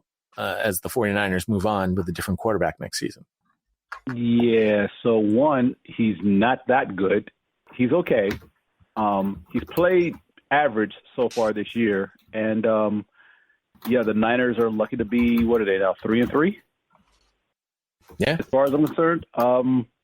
Look, we know the injury bug has pretty much ravaged all the star talent on their roster on both sides of the ball. They've lost running backs, DBs, linemen. They lost a quarterback for a couple of weeks. Look, the good thing is he's not on the injury report this week, but he does still have that high ankle sprain that he's nursing. So he's coming to the game not at 100%. Nobody is at this point in the year. But honestly, I don't even think he's probably 90 to 80%. And considering he played in New England, Belichick knows how to scheme to throw this guy off. We know the Niners want to come in heavy running, play action, dump offs to Kittle, but I don't know how much they can sustain that because you look on the other side of the ball and the Patriots offense is now running the same thing virtually, a lot of running, leaning on the offensive line. You got Cam Newton back there who's another dimension to their running game. Jimmy G doesn't do that. And Belichick's defenses are usually schemed up pretty well. So all the misdirection and things that the Niners do to try to throw teams off as far as reverse action and end arounds to get players in the open field running with a convoy of blockers, I don't think you see more than maybe one of those in the game that actually works, maybe 2. Well, and you also mentioned the Patriots. You mentioned George Kittle. You mentioned George Kittle. I can tell you one player who's not going to beat the Patriots on Sunday because the Patriots defense will be schemed to eliminate George Kittle. Yeah, well, they probably won't have to worry about Raheem Mostert because he is doubtful with an ankle injury, along with running back Jeff Wilson, who's questionable with a calf. So that backfield's a little banged up. It's going to be James Hasty and Kyle Juszczyk. That's your San Francisco 49ers backfield. Monty, you've got the Niners. And honestly, to tell you quite honestly, I could easily pick the Niners in this game. That's why I went to my son, and he installed some more confidence in me. But I'm losing that confidence the more and more I'm talking to you guys. The Patriots are bad. They have no offensive wide receivers, so they've got Cam Newton when he's right, adding that dimension of being able to run the ball. He's coming off the COVID list. I don't know how successful he was last week, but I'm pretty sure that the Niners defense is going to be keyed on Cam Newton. And I just don't think that your team is going to be able to hang with. I don't think it'll be a blowout or anything. I just don't think you'll be able to hang. I don't care who the running back is for any Shanahan coach team, either the father or the son. You can pick someone off the street. It seems like they get 120 yards. And then it's not just Kittle. I mean, Debo is a pretty good wide receiver. And I think Jimmy GQ is just handsome. So you lose to the Broncos and eliminate me in the eliminator pick'em game. You're gonna lose to the 49ers. I don't care what Jay's son says. What's the injury report, James? Patriots, Shaq Mason coming off the COVID reserve list. He might play right tackle this week. Ooh, interesting. That'd be interesting. Kyle Duggar, safety. I haven't heard this name before. That's not good. He's our second-round draft choice. He's actually been pretty good at the safety position. And Adam Butler with his elbow. He's been on the injury report. I was actually surprised to see him play last week, but I think he's going to be in there. All right. I'm not going to mention the other name because, like you said, he's going to be there all season with a knee injury. Yeah, but there's definitely something wrong with him. It's funny because he's been there and then he's not showing up in games. He doesn't have the ability to get open, so there's definitely something wrong with Julian Edelman. Well, he is like 45 years old. Well, there's that too. Maybe he's just getting tested more often these days. Well, he's also their only option, right? Because N'Keal Harry is a wonderful first-round wide receiver when Deebo Samuel was available. What's up with your tight ends and fumbling? What's up with our tight ends not even playing? They drafted 2, moved up in the draft to pick 1 in Devin Asiasi, who's done 0, and Dalton Keene hasn't even been on the roster, who they drafted in the 5th round.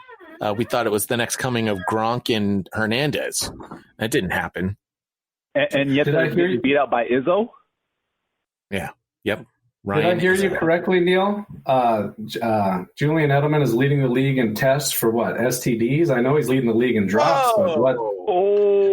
He's leading the league in drops. He's leading the league in tested for steroids. He's just, I mean, that guy.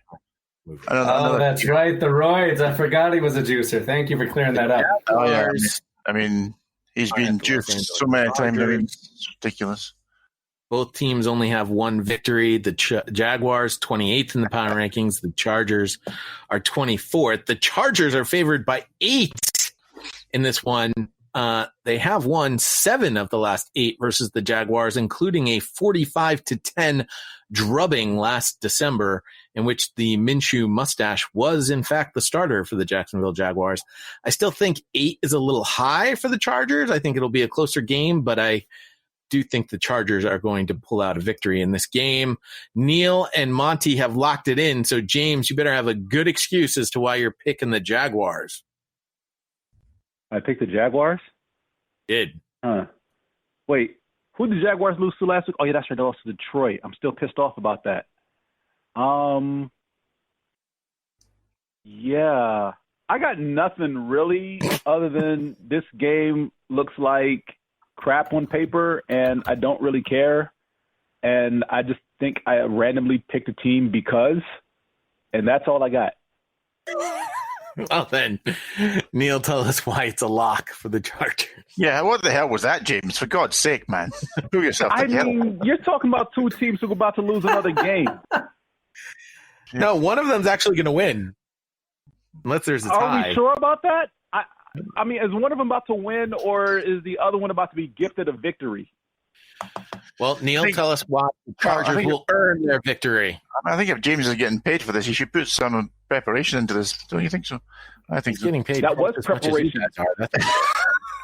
I have an underachieving Jaguars team that probably should have 2 more victories than it does, and a Chargers team riding a rookie quarterback that, for all the extra talent on his team, can't compensate for that. The problem, James, the problem, James, is Gardner Minshew is not a good quarterback. He throws the ball up in the air, and DJ Chark bails him out, and DJ Chark has been banged up. The Jaguars aren't good. Gardner Minshew is not good. the Chargers defense is really good, and they're missing some of their all-pro talent.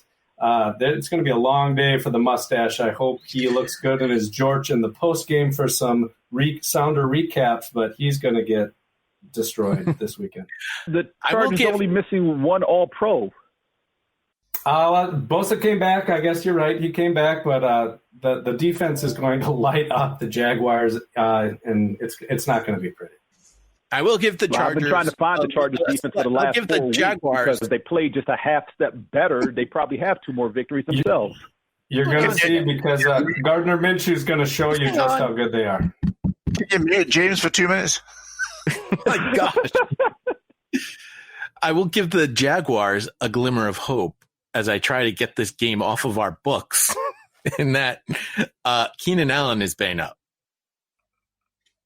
Yes, Keenan Allen has a back injury. He was a limited participant in practice. But then again, when do I do an injury report without a Chargers wide receiver on it? Yeah. Also, Justin Jackson has a knee injury. Can I just point out that 5 minutes ago, Jay asked me what I thought about this game? I did, and then they took it over, Neil. I don't even recall that even happening. Jaguars injuries real quick. DJ Chark is still nursing an ankle injury. Laviska Shenault has a hamstring injury. Linebackers Miles Jack and Dakota Allen also show up on the injury report, along with Tyler Eifert and his neck injury. So go ahead, Neil. Yeah, I've got nothing to say about this game. Move on.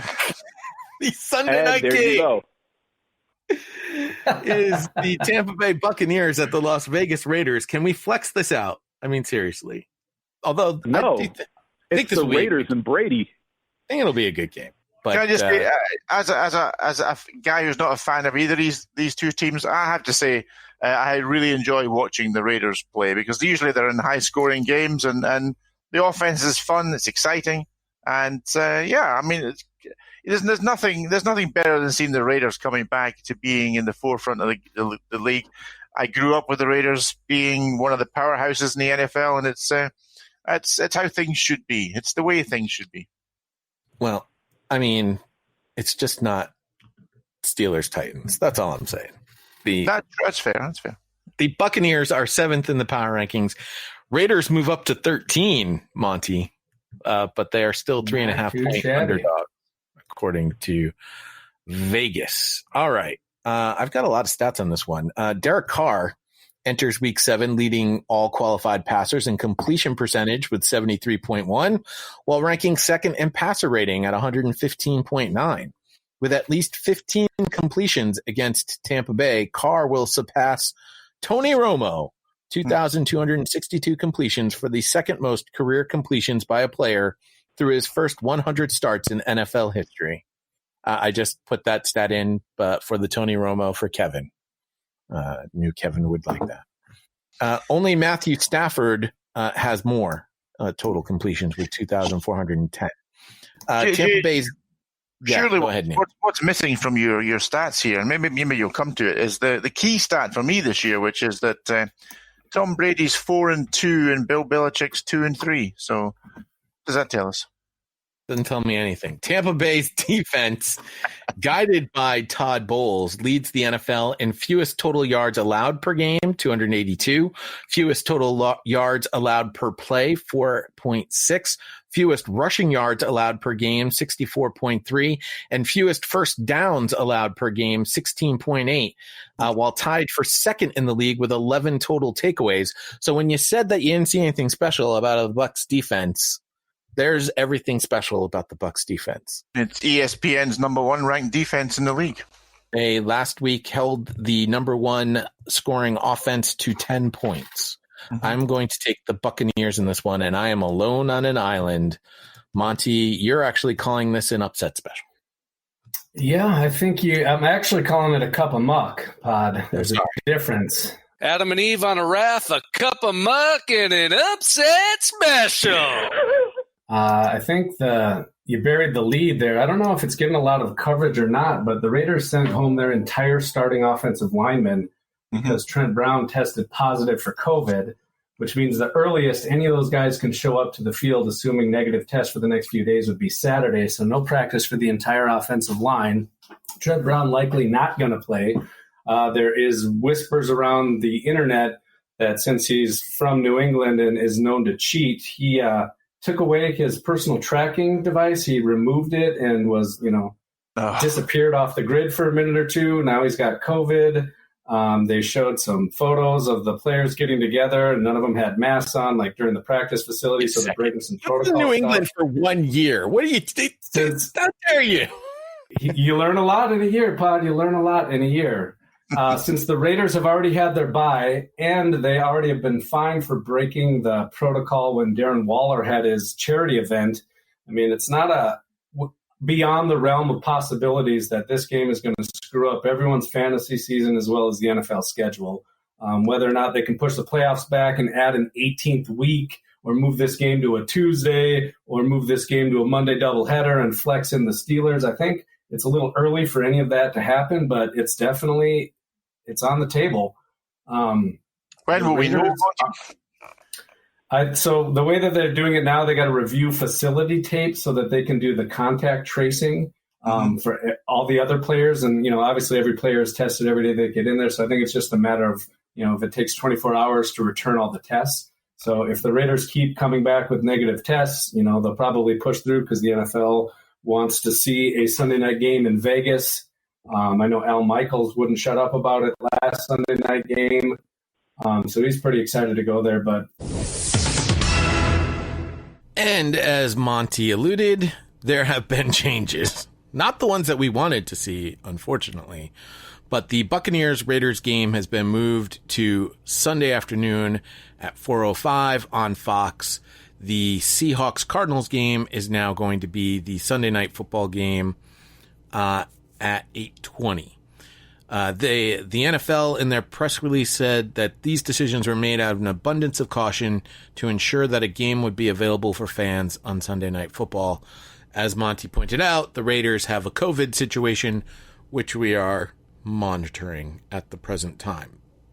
We'll see how all this shakes out, but for now, that's the changes we got. Still, Titans and Steelers should not be playing at 1 o'clock.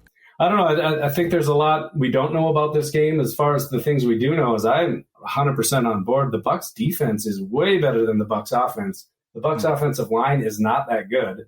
The wide receivers have all been banged up. I think they're playing through some stuff, but they have not been lighting the world on fire. Gronk is done. The running game has shown some signs of life with Ronald Jones and Leonard Fournette, but really, Ronald Jones and Leonard Fournette, I'm not too worried about that. I think the true test comes down to if the Raiders offense can move the ball and put some points up against this Bucs defense. They're coming off the bye, so they're about as healthy as they've ever been. Beating the Kansas City Chiefs and then having a week to kind of get over that is good because they're a young team. They need to learn how to win. But these are the types of games that they need to win against playoff caliber teams at home, prime time. Let's see what you got. I don't care about any of the Derek Carr stats. It's all garbage. If you dump it off to a running back in the backfield, that shouldn't count for anything.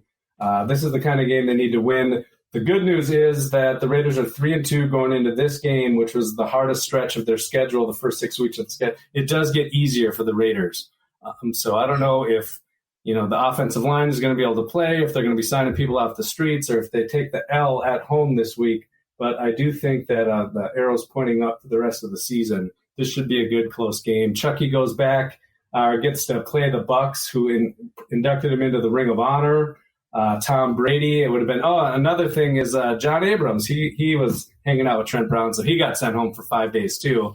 I was going to say Abrams is going to be another 24 sent in on a couple blitzes to try to light Brady up and see if we can't get a fumble this time.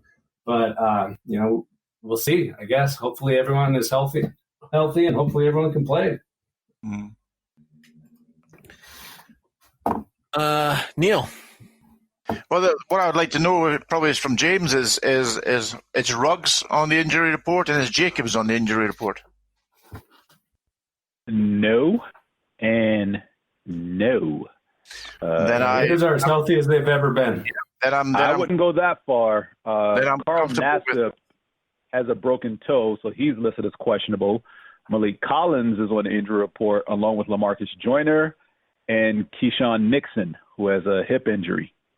So got some the NFL. Everyone's on the injury report. They're healthiest as they've ever been, but the offensive line got sent home with COVID. Right. That's the only thing that's not listed here is the offensive line. Brian Edwards. Out of an abundance of caution, they're not hurt, Jay. They're just were in contact with someone who tested positive. Fair. And you know what? You mentioned that contact tracing. Hold on, Monty. You mentioned that contact tracing. I find it funny that Jonathan Abram is the only player listed on the injury report as sent home from practice due to COVID-19 contact tracing. No offensive lineman shows up with the same thing, but yet the entire offensive line was sent home. But they only mentioned Jonathan Abram on the injury report. Dude, quit trying to pour water on the contract tracing reporting, James. Come on. If you can't believe what you're seeing on the internet, I don't know where you turn to look for all I know information. Look, Monty, all I know is that the injury reports are submitted by the coaches to the media. And, look, I get competitive advantage and everything because the Patriots basically abused it for years with Tom Brady and that knee injury, and they're doing it again right now with Julian Edelman. But come on, man. John Gruden had a press conference yesterday, and he did not seem very happy about it. He's like, I'm hoping we have some of these guys back by Saturday, and hopefully some of them can play. I mean, it's not good. Neil, next week. Tennessee Titans situation over here. Neil, next week, you and I, you just want to do this ourselves? We can have our own little conversation off to the side. Yeah, I think so, yeah. Anyway, the Buccaneers injury report. Wait, I asked Neil 5 minutes ago what his thoughts were on this game. Did you? Yeah. I thought he gave his thoughts to this game. You know, Jay, you made a mistake. Asked one question. You guys took off for 5 minutes. Jay, you made a mistake at the start of this podcast by naming him first, and it's gone to his head. I mean, I really like the Raiders here. I agree with what you guys have said about the Buccaneers. I mean, they played really well, and the defense looks terrific. I do cringe every time I see, as a man in his 40s, I do cringe when I see another man in his 40s getting crushed by some 300-pound pass rusher. And I do wonder if Brady will see out the season. He must be hurting on a Monday morning, I tell you. But hey, don't the Raiders deserve a little bit of credit as well for actually, following the protocols there and sending all those guys home when we know in the history of the NFL, medical issues have seen players being pushed to participate and keep going, even though maybe they shouldn't have done. I'm thinking of head injuries. So I think it's a bit of kudos to the Raiders for doing that. And I don't know if the Raiders are the poster child for following the protocols. Now they've been fined over like $350,000 for not following. Yeah, but now they have done in this one instance with the entire offensive line. I think you've got to give them some praise as well as the criticism they've had. Right. So you should say to your wife or girlfriend, just remember all the times I didn't cheat on you. Right. Okay. All right. Monday Night Football. Hold on. Buccaneers injury report has both wide receivers, Chris Godwin and Mike Evans, hamstring and ankle respectively. William Golson, the defensive end, Scotty Miller, hip and inner thigh area, Levante David, knee, and Jason Pierre-Paul, also a knee injury. All right. Now Monday Night Football. Now Monday Night Football. Good. All right. Thank you. Thank you for the okay there. The Chicago Bears are at keep you guys on track. The LA Rams, the 5-1 Chicago Bears at the 4-2 Los Angeles Rams. The Bears are 11th. Rams are 10th. Rams are favored by 6 points in this one. Chicago leads the NFL this season in red zone defense, allowing touchdowns on just 36.4% of opponent drives inside the 20-yard line. And if the game is within one score in the fourth quarter, as we've been tracking all season, 62 of 91 NFL games so far this season have been within one score in the fourth quarter. Defense will be tested by Jared Goff, who leads the NFL in fourth quarter passer rating. Rams were bad last year, if I do recall, and did in fact win in November versus the Bears 17-7. I'm going to take the Rams, as we all are. I don't know if you're all taking them for the same reasons as I am, but we're all taking the Rams. James, since you're unmuted. I was going to let somebody else talk. I wasn't going to say anything other than the injury report is pretty much just Deion Bush, safety for the Bears, and no other players listed for either side. I know Neil's got to go, so maybe Neil's still there and he can drop the last word. I'm very happy that I can stay on for a bit, guys, because my wife's just gone to pick up a takeaway for our dinner tonight, so that's lovely. I would say, plus, did you tell her all the times you didn't cheat? I'll wait till she's bought the takeaway, huh? But the one thing I like here, and I know I've gone with the Rams, but when are the Bears going to get some respect? Because 5-1 is in the NFL is still 5-1, and you're 6 games in, and I think they should get a bit more credit than they're getting. Nobody's speaking about them at all because they're terrible. Well, there's a reason for that, Neil. No, they're not terrible. It's really good. Look, yes, they're 5-1. But the way they've won those 5 games, remember, like 3 of those games will come from behind victories because they were down 17-plus points midway through the third quarter in almost all their victories. They had, like, all of them are comeback wins from double digits. They replaced Trubisky with Nick Foles to inject some life into this offense, and it worked in the first game that he played where he was substituted in the middle of the game. But his starts so far have been ugly. Well, James, there's a lot of conversation coming from a guy whose team's going to be lucky to get 5 wins. You're right. You're absolutely right. And I'm hoping all 5 of those wins are inside of the division. That way I can shut you up, too. But look, Khalil Mack is really, really good at football. Look, so is Aaron Donald. And that. Aaron Donald and Khalil Mack, whoever takes over this game, that team will win. The problem is that the Bears haven't inspired me with their running of the football because for whatever reason they're choosing not to still. And I know that Tariq Cohen is hurt, but Montgomery isn't. And he should have more than 82 carries on the season and 305 yards. They should be like riding this guy into the dirt. I mean, he only has 1 rushing touchdown. There's something definitely wrong with this offense, and I don't think it was all Trubisky's fault. I think it's play calling. And the way you beat the Rams is running the football. Throwing the ball is going to get you hurt.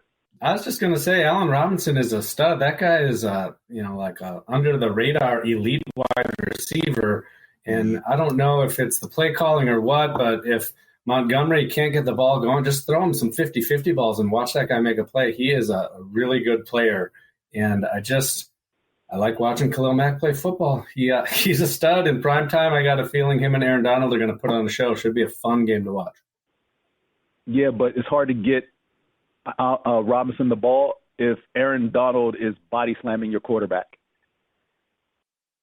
Yeah, wasn't that just against the Giants, though? I think you can put 2 or 3 guys on him and slow him down unless you play in New Jersey. No, no, you can't do that. Aaron Donald is stopped by no one and will be stopped by no one. All right, are we good with this game? We have anything more that we want to say on this game? Did we do the injury report? There wasn't one, really. All right, good. 2 more things to wrap up this show. First, did I see, Neil, that I can't believe I missed this, that the team that is a top-ranked defense in our hearts is now actually a top-ranked defense for real? The Patriots are 9th now in the league? They're slowly creeping up, but when you play the Broncos, that probably gives you a lift. Yeah, thank you. The Broncos were so great. They were going to give the Kansas City Chiefs the game. The vaunted Broncos. That doesn't sound like anything I said about the Broncos. I don't know where you're getting this from. Okay, sure. Run the tape back. Oh, man. And we have a recipe from Doc. So here he is telling us exactly what he's got cooked up this week. Hey, Pod. Everybody up at the Next Fan Up Nation, all you super fans, good to be with you. Sorry I couldn't make it today. Business calls. Anyways, I'm sending along, in lieu of me being on the show, a nice smoky game day appetizer, smoked armadillo footballs. What they are stuffed jalapenos wrapped in pork and bacon.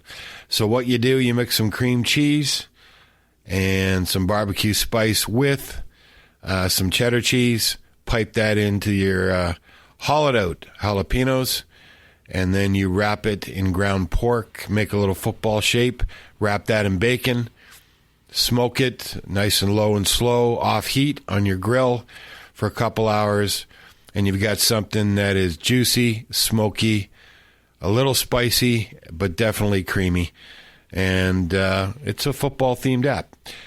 Good with a little dip. If you want to make a little dip, puree some jalapenos, add it to some mayonnaise for a great dipping sauce. Smoked armadillo footballs. This recipe, all the ingredients and deets will be on the Next Fan Up Facebook page. Gentlemen, wherever you're watching the games this weekend, amidst this chaos we're going through, have a delicious one.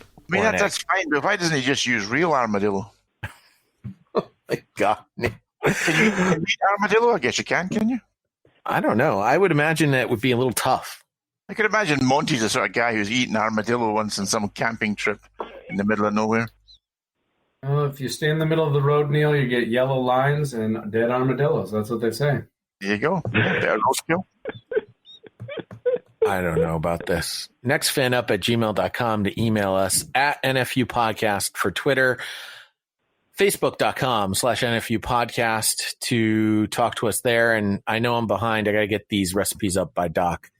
Armadillos, they're the ones that are going to roll up into a ball. They're kind of like have the armor on the outside. Yes. That's why I made the joke that I think they'd be tough. Okay. You could serve it in the shell, couldn't you? Be nice. Good, sure. Armadillo in a half shell. Or is that turtles? No more dad jokes. Oh, Dad Joke Thursday's got to come back. No, it does not. Next week? No, it's too soon.